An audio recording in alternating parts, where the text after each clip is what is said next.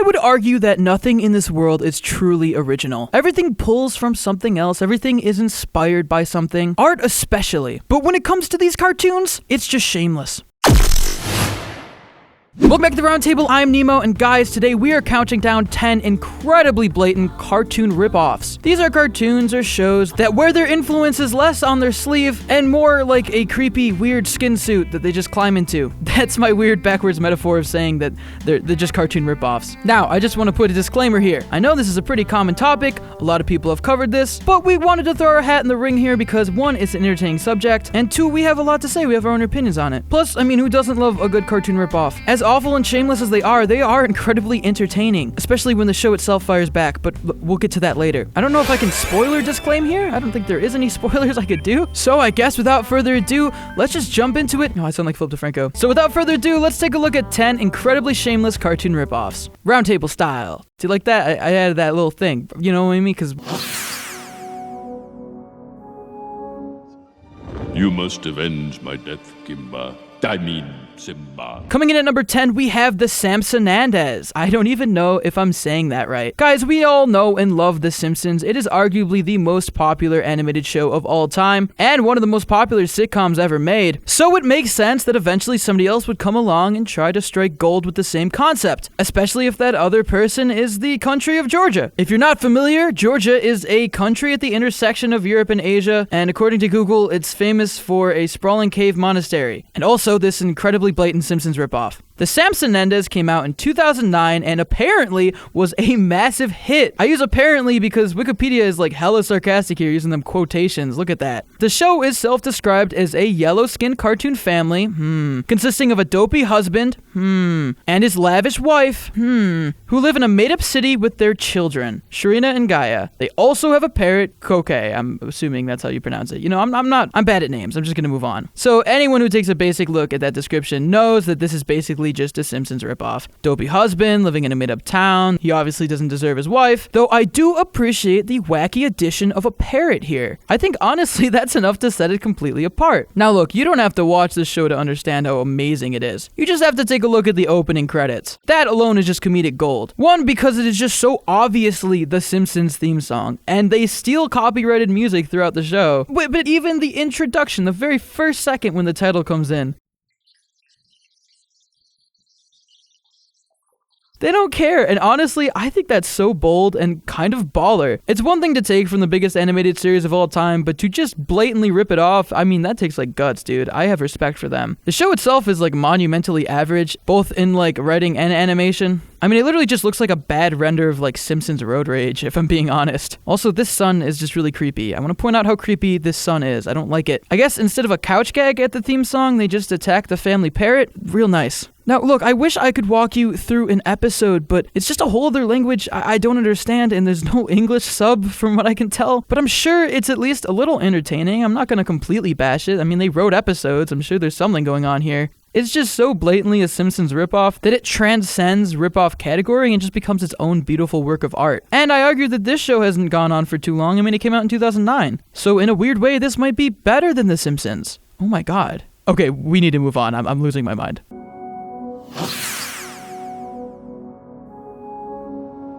And that DVD is not even the real film. It's some mockbuster from the bargain bin. Number 9, we have Miracle Star. Now look, this is a pretty famous ripoff. Everybody knows it at this point. It is like the shameless ripoff. Take one look at it and you can guess which show. I mean, it is a shot-for-shot remake of The Amazing World of Gumball, with arguably worse animals. I think it's like a frog and a goat. But this isn't just a blatant shameless ripoff. This is like the weirdest ripoff. Mostly because it wasn't just made by some animation company. It was actually invented by a brand of goat's milk.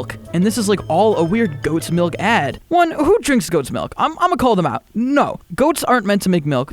Put that back in, I'm done with it. But the weirdest part is that a milk company made this, and they felt the need to just rip off a Cartoon Network show. Now look, actually watching an episode of this, I was pretty entertained by it. Something about an eating competition, like he wanted to get better at eating, which again ties into the goat's milk. It's all a conspiracy. Some things I don't like though, the mom in this one is just mean. The mom in Gumball was like loving and scary in like the best way. This mom's just a dick, dude. And there's even a knockoff Coke at one point, dude. Leave us alone. Stop stealing our stuff. I guess if you're gonna rip off Gumball, why stop there? But what I'm wondering is why would they work so hard to rip off the most complicated cartoon ever? Gumball is like incredibly complex, it mixes so many different art styles, and it's such a chore to animate. Why would they rip off the hardest show to animate? They created arguably so much more work for themselves. They could have just gone with like regular show or something. The most iconic part of this story though is that Gumball actually fired back and did an entire episode on this, which is in all honesty one of the best episodes of Gumball ever made, one of my personal favorites, and it just shows how special the show is. So in the end, I think all good came out of this. We got to learn about a weird goat's milk company, they got to use it for their ad, and Gumball got material for an incredible episode. The whole situation is just kind of funny, and honestly, on its own, the show's kind of solid. I'm not mad at it. The whole situation though is just bonkers.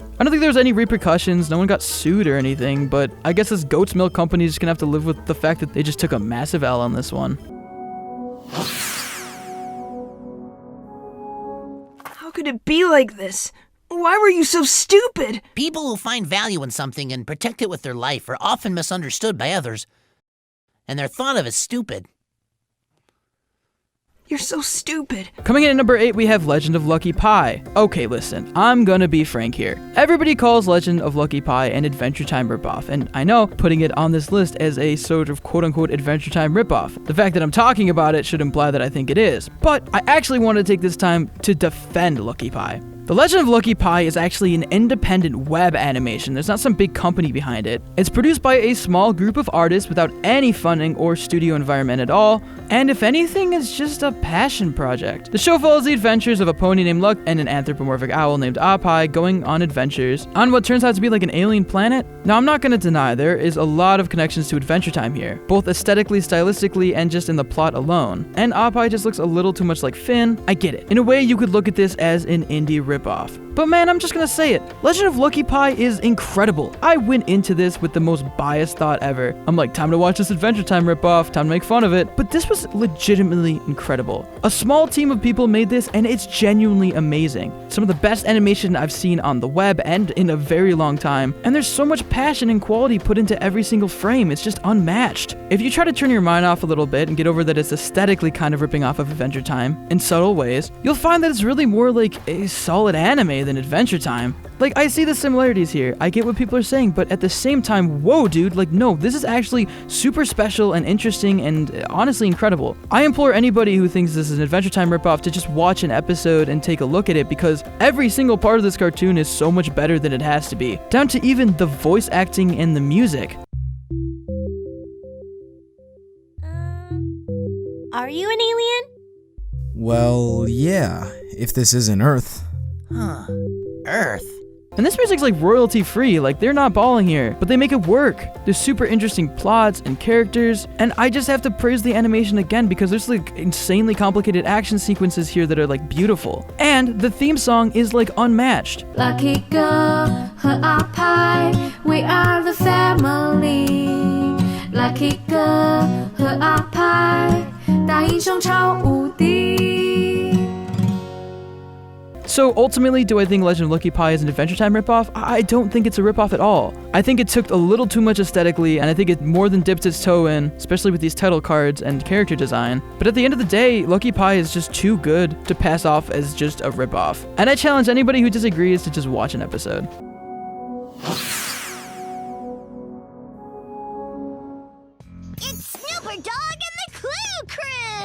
Coming in at number 7, we have Goober and the Ghost Chasers. Can you guess what this show's ripping off of? Can you guess? It's not the Jetsons. This Scooby-Doo clone came out around the exact same time, also made by Hanna-Barbera. It literally follows a group of teenagers and their dog solving mysteries. And it's not Scooby-Doo though, I promise. And yeah, like I said, this is another Hanna-Barbera cartoon, which is kind of wild. I don't know if they were seeing if lightning could strike twice, if they're like, maybe nobody will notice. Scooby-Doo is such a good name, and compared to Goober, it's just like, no, what? I think they were just trying to ride off of the Scooby-Doo success train and just keep the money going. But despite all of its similarities, how was the show different? Well, Goober was this fourth wall breaking dog that only talked when he was breaking the fourth wall. In other words, he would kind of be a dog and then eventually he'd like Deadpool to the camera and be like, isn't this crazy? And then that's like the only time you'd hear him talk. Also, he turns invisible, which I don't know why. It's okay. You can't control becoming visible either. Sometimes I feel like getting away from it all. But this show was different. They had ghost equipment and even found real ghosts eventually, which is cool, I guess. I don't even want to get into like the teen mystery team because they just all look lame. There's like nothing special here. And like 3 compared to 4, you lose the cool Freddy, Daphne, Velma dynamic and like the Scooby and Shaggy dynamic. It's just like 3 boring teenagers with ghost equipment. But I'm not gonna lie, I kind of love this show just for how dumb it is and how blatantly Scooby-Doo it is. It's such a product of its time, but it's just way too similar in concept to Scooby-Doo. And at the end of it, when you take a look at it and read the description, it just is some weird bizarro version of Scooby-Doo from like a parallel dimension that accidentally crossed the tact and made it here. I love and hate it at the same time. Shut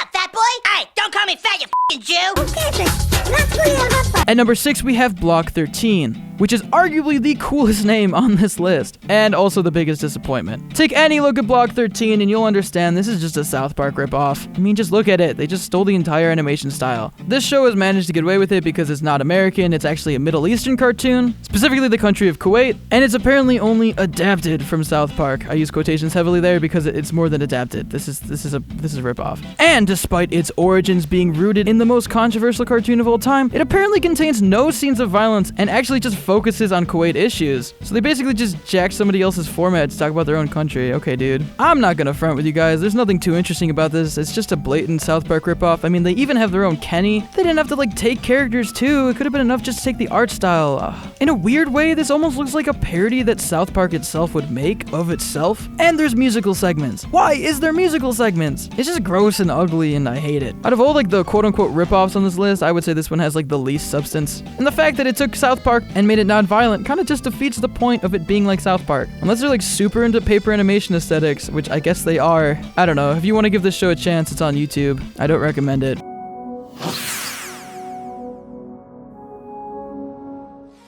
can't make your face crazier than that! Okay, I'm kind of scared for this segment. Coming in at number 5, we have Philly Fantasia. Okay. Say what you want about My Little Pony as a cartoon, it definitely has found a fan base over the years, and is incredibly cherished by many people. But no one told me that there's just a blatant My Little Pony ripoff that was just allowed to slip by unnoticed, because this thing is shameless. It's this disgusting CGI. I mean, I could break into the plot, but it's the exact same plot, and it gets even crazier when you realize that it's more than just a show. It's actually based off of a Hong Kong toy company called Draco, who have their own pony line labeled just Philly, I guess. Not the city, though. Hahaha. Alright, that wasn't funny. So basically, not only did they rip off the show, but this goes deeper, and they ripped off the toy brand itself. The show just looks scary. I don't blame them for ripping off this show. I mean, My Little Pony is like one of the most profitable brands in existence. And it's one of those weird things where it's like a different country, so they can't really do anything about it. I hope they get their money. I don't know. At the end of the day, if you're not a fan of the Philly 5, man, I don't know what to say. These guys are the best. Just look at them. Having fun and going on adventures. And look at this superior CGI animation. What do we have? Ugly Flash animation? What is this what did it air on? The Hub? Ew. Couldn't be me. Nah, I'm over here watching Philly Fantasia on like YouTube. Best time of my life if I'm being honest. We just saw a mutant Philly in the lake with 1,000 eyes, breathing fire, pointy teeth, curly horns with a spiky tail. Jokes aside, this is another one of those ripoffs with like no substance. There's not much I can say. It's just a blatant toy ripoff. I just think it's super interesting that it goes deeper than the show itself. Like, it wasn't enough to steal the My Little Pony toy brand. They also had to jack their show, which seems kind of petty, but whatever, man. That if you can't stand the heat, get out of the kitchen, you know what I'm saying? Also worth noting is this terrifying cartoon called The Zelfs, which is this disgusting web series that's obviously based off of troll dolls. Its similarity to My Little Pony is just completely uncanny, especially in like the flash animation and the color palette. You can totally tell what they were trying to go for here, except this has the added bonus of being absolutely terrifying and based off of a rip-off toy brand that's somehow even worse than Philly Fantasia, if that's possible. Now, if you excuse me, I'm gonna go on Amazon and totally not buy all of the Philly merch. Why would I do that? That's so stupid. I wouldn't be caught dead owning this stuff. Okay, let's move on. Did it, SpongeBob? We're safe! But why have we been turned into fruits? Coming in at number 4, we have Coconut Fred. So, this is actually a pretty controversial ripoff. The show that a lot of people accuse it of ripping off is SpongeBob SquarePants, and I don't have to explain what that is. Seriously, people really often compare this to SpongeBob, but in all honesty, at first glance, I don't really see it. It's just about an island inhabited by fruit, and there's a coconut named Coconut Fred who can materialize anything with his mind. This reminds me more of 12 Forever than anything, and it actually seemed like a pretty original concept to me, but after watching a few episodes, I totally get what they're saying. Coconut Fred's just that annoying character, it's like the whole SpongeBob dynamic, and the whole like beachside thing, I kinda get it. However, the biggest reason I'm putting it on this list is because the actual voice of Coconut Fred literally said that it was nothing more than a SpongeBob SquarePants ripoff, and he regretted voicing the character. That is cold, dude. To turn back on your own show after voicing the main character. Ooh, man. But in all honesty, I can't not include it, especially if the voice actor himself admitted it. The voice actor of Coconut Fred actually being Rob Paulsen. If you're unfamiliar with their legendary work, check cartoons like Jimmy Neutron, Animaniacs, Ninja Turtles, and much more, which makes this roast so much worse. And yeah, this show's kinda awful. Fred is super annoying, the animation's scary in a weird way that I can't describe. Like, it's not Flash, but like, is it though? I don't know, man. I do not recommend this show. It was short-lived, no one really liked it when it was on. Coconut Fred's just the ugly child, dog, without a home. Look at that 3.9 out of 10 IMDb score. Oof. I think it's important to note that it aired on Kids WB and Teletoon, and it came out in 2005, which is actually like after a lot of the SpongeBob hype, but maybe they thought they could like get away with it then. But yeah, I mean, even just looking at like the first Google reviews after searching this show, everyone's calling it out for being a SpongeBob ripoff. Is there anybody out there that'll just love Coconut Fred? Just give him a chance. Cause it's definitely not gonna be me. This heart is cold, and I have no room for love. Sorry, Fred. There's just no place in this world for you.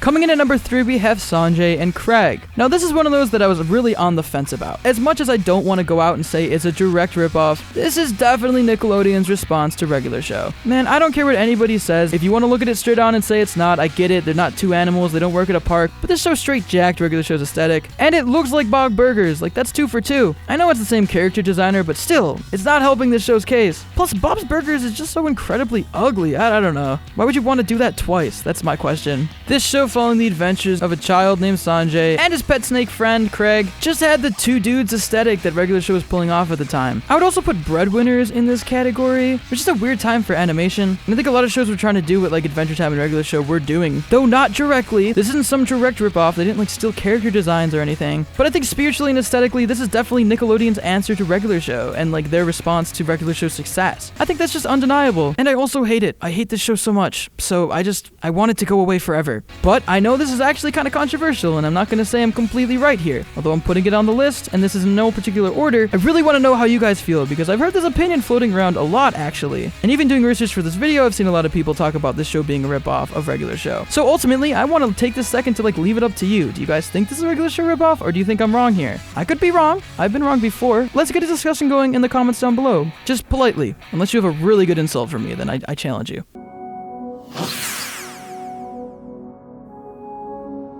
Any attempt to replicate yokai behavior would be ill-advised. I mean, if you want to call Yokai Watch a ripoff, you can't really pin it on anything specifically. It's a really pick your poison type situation. This isn't a direct ripoff of anything in particular, as much as it is a direct repackaging of an idea we've seen so many times before. Pokemon, Yu-Gi-Oh, Bakugan, Beyblade, this whole genre, kid with magical being that he has to capture in some form, and then maybe they battle, maybe they don't. It's the whole monsters we gotta catch and fight and win thing. They all kind of lean from each other and pull from each other, but they're all kind of different in different ways. If I had to say Yokai Watch directly took from anything, I would definitely pin it on Pokemon. But like I said before, it's just like a direct repackaging of a similar idea. Keeping ghosts in your watch to bring out and fight with them later, it's just slightly different enough to pass as its own concept, but spiritually, it's like the same exact thing. And in all honesty, I can't tell too much of a difference between these ghosts and Pokemon. Also, this summoning sequence is just so complicated and confusing and unnecessarily long. I love it. I know the show gets pretty complicated and actually actually has like a reboot, and I'll give it credit, I mean, it was pretty successful, but like going into the toy section and seeing Yokai Watch toys, it was just a reminder of how this is like the same exact thing. It just happens every couple of years. There's a new Gotta Catch 'em All type show. Yokai Watch is just the most recent, so that's why I'm picking this one to point out. And I'm sure this show brought in major bank, especially with toy sales. And I don't even hate this concept really, and I think the whole watch ghost thing is really cool. I'm just sick of seeing this idea over and over again, and I'm sick of it working every time. Yu-Gi-Oh's over here just on its like 8th rendition, like their hair is just out of control. And Pokemon just wrote off Ash. Maybe it's time for this era to end, man. I think it's time for new, weirdly Americanized Japanese cartoons. And hopefully one day we get that. But for now, I mean, this watch is pretty sick. I'm not gonna lie.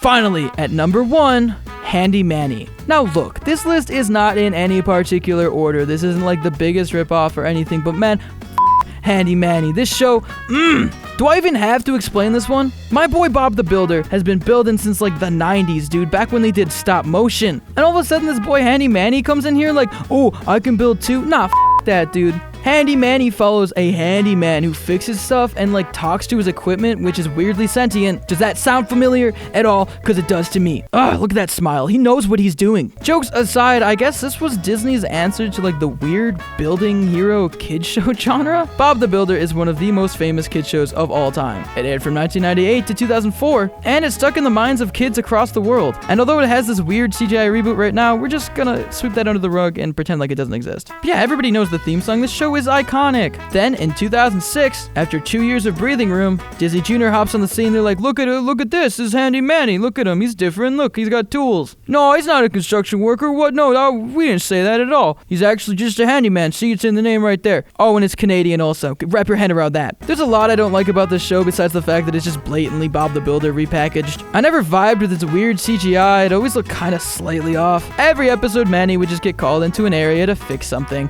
and his weird ass talking tools would show up and they wouldn't stop talking the whole episode. I hate them. They're creepy. They always look like they're up to something with their weird eyebrows. Why are their eyebrows always like that? I have a theory, and I hope this is true, that Manny is just some super lonely handyman that talks to his tools because no one in his life cares about him because he sucks.